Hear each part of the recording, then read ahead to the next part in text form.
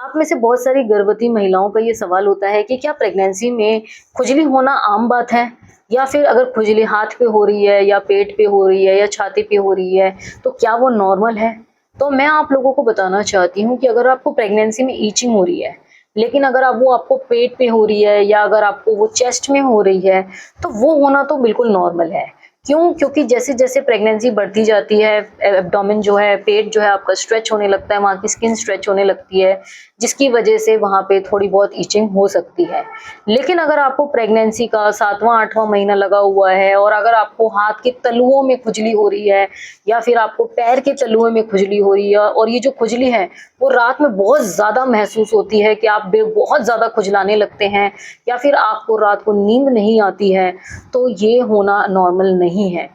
ये इसलिए होता है क्योंकि जो आपका लिवर होता है उसमें स्वेलिंग आने लगती है, जिसको हम बोलते हैं ऑब्स्ट्रेटिक कोलिस्टेसिस।